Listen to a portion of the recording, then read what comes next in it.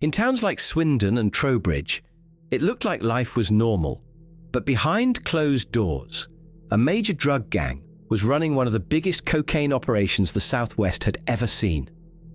From 2016 to 2020, more than 70 kilograms of cocaine were moved through Wiltshire, hidden in cars delivered by couriers and organized through secret phone messages. The men behind it were two brothers, Warren and Kelroy Allison. They didn't stand on street corners. They planned everything from a distance, using trusted drivers and encrypted phones. Others took the risk. They made the money. Warren showed off his wealth with sports cars and designer clothes. But most people had no idea where it came from. In fact, the gang had made itself part of everyday life, using homes, roads, and people who blended into the background. It was only when neighbors started to notice things that didn't add up, and police began to watch closely, that the truth started to come out. That's when Operation Yelm began. When officers finally made their move, they uncovered something far bigger than they expected. This wasn't just a local drug crew. It was a full-scale network, hidden in plain sight. Warren Allison wasn't a man who hid in the shadows. He lived loud, behind the wheel of a Lamborghini Huracan, a Mercedes C63 AMG, or an Audi RS6, tearing through Wiltshire like a man untouchable. His wealth was impossible to ignore, and that was the point. It was a carefully curated image. Power, success, status. But behind the revving engines and designer labels lay something far more calculated. Warren wasn't just flaunting money, he was laundering power. He had built, alongside his older brother Kelroy, a criminal operation that spanned multiple counties and pushed tens of millions of pounds worth of cocaine into the Southwest over nearly 5 years. Based in Swindon and Trowbridge, the Allison brothers didn't deal in street-level chaos. They operated like CEOs. Their structure was tight, their communication encrypted, and their movements measured. Using EncroChat and Sky ECC, they negotiated with Albanian suppliers, organized logistics, and delegated operations without ever needing to touch the product themselves. The cocaine was bought in bulk, broken down into distributable quantities, and passed into the hands of trusted couriers, drivers, and mid-level distributors. It was an industrial operation running with terrifying efficiency beneath the surface of small-town Britain. Their model was smart and, above all, scalable. Warren and Kelroy treated drug trafficking like a franchise, plugging in new personnel as others dropped out, constantly moving parts around the board to avoid suspicion. They exploited not just systems, but people, using relationships, debts, and desperation to secure loyalty. The brothers weren't known for violence, but for control. Control through money, through access, through the illusion of success. From the outside, it looked like a pair of self-made men living a dream life. But beneath the gloss was a ruthless system built on secrecy, exploitation, and calculated distance. The Allisons didn't just run a drug business, they engineered a machine. And for nearly half a decade, that machine operated in plain sight, shielded by arrogance, encrypted signals, and the belief that they were simply too sophisticated to fall. Beneath the polished exterior of the Allison operation was a tightly coordinated network. Each individual selected not just for their usefulness, but for how easily they could be replaced. This wasn't a crew of street corner dealers. It was a fluid, carefully managed hierarchy where everyone had a role and no one was indispensable. At the core was Richard Cowell, a 57-year-old from Swindon who became the gang's most trusted courier. His job was to transport vast amounts of cocaine and cash across the region, often without drawing the slightest attention. To do it, he used a specially modified vehicle fitted with hidden compartments. Purpose-built to avoid detection during stop-and-search scenarios, he communicated via EncroChat using the handle South Kangaroo, and during trial admitted to working not only for the Allisons but also for other organized crime groups. He was the quiet engine of the operation, crossing counties with a smile and a boot full of secrets. Then there was Portia Densley. She wasn't just Warren Allison's girlfriend, she was the network's financial brain. From her base in Melksham, Densley managed the cash flow that kept the business alive. She collected and delivered thousands in drug money, transferred funds on Warren's instructions, and ensured that the operation's most volatile component, money, never became a liability. Without her, the system would have stalled. Further down the chain, the operation relied on family loyalty. Warren's cousin, Anthony Burke, acted as a local receiver in Bristol. In November 2020, during a targeted raid, police stormed his flat and discovered 4 kilograms of cocaine hidden in a seemingly innocent supermarket bag for life. The drop, worth up to £400,000, tied Burke directly to the inner workings of the network. But the real power came from above.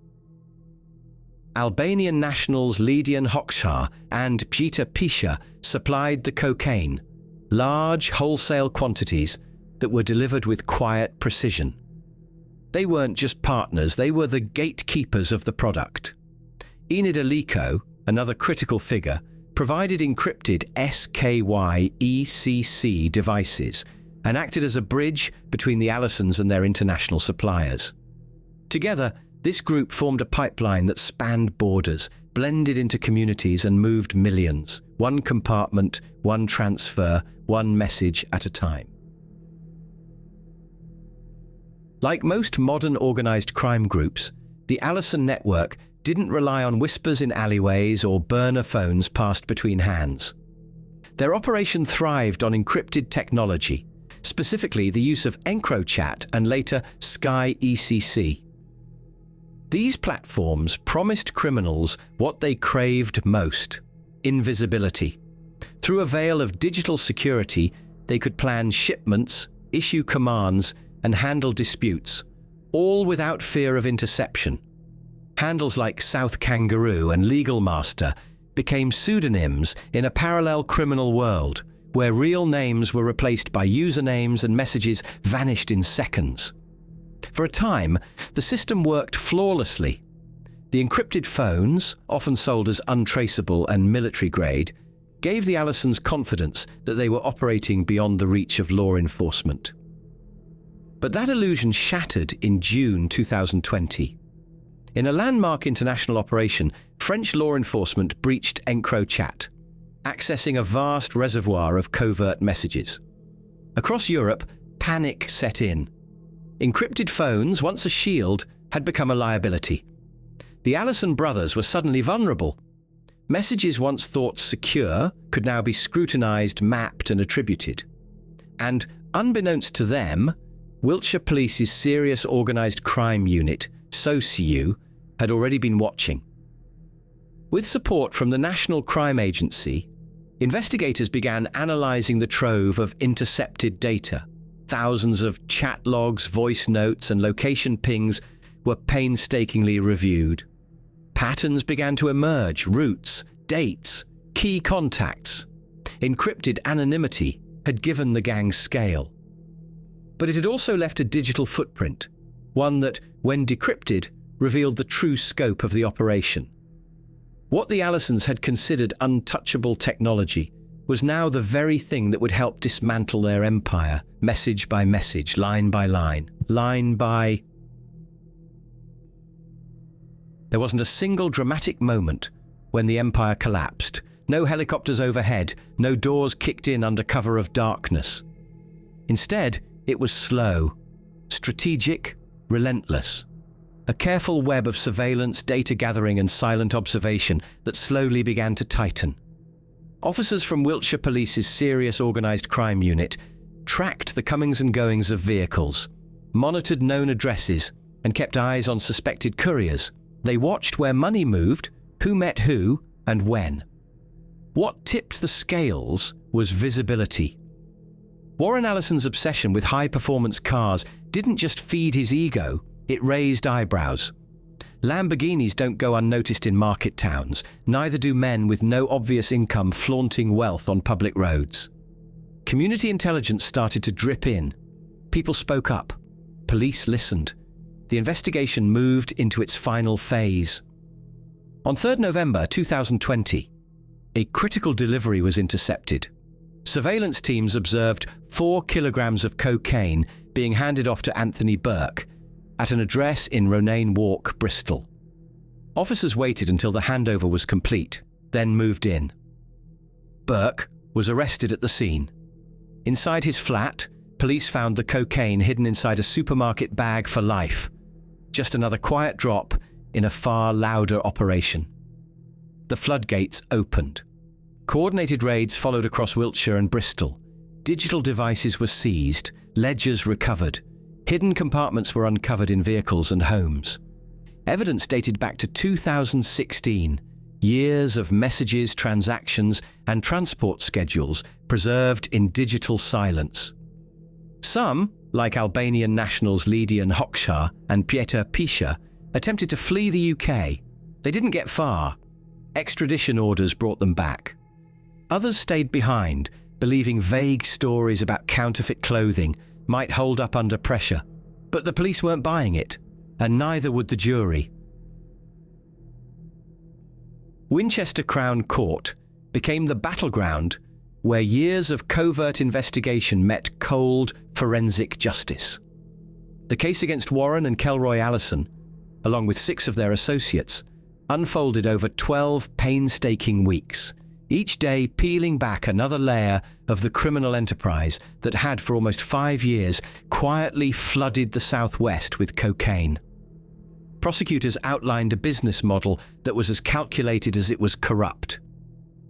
More than 70 kilograms of high-grade Class A drugs had been shipped across counties, managed via encrypted communications, and couriered in vehicles specially modified to conceal their illicit cargo.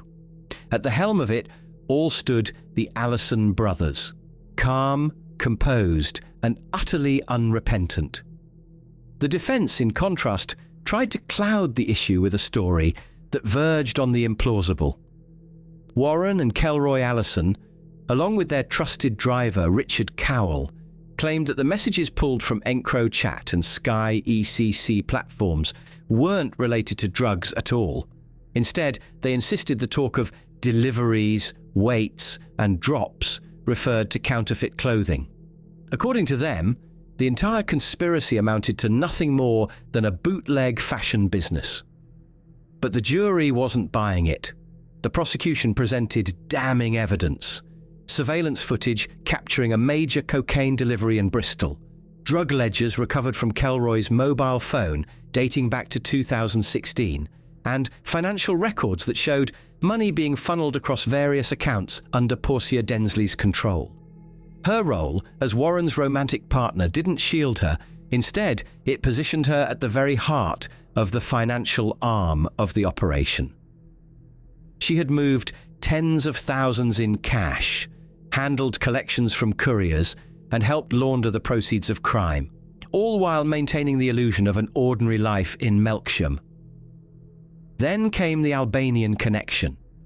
Prosecutors detailed how Lidian Hoxha and Pieter Pisha had supplied bulk quantities of cocaine to the Allisons, using encrypted phones and coded exchanges. When police swooped on a delivery to Anthony Burke, Warren's cousin, in Bristol, they seized 4 kilograms of cocaine concealed inside a supermarket bag for life.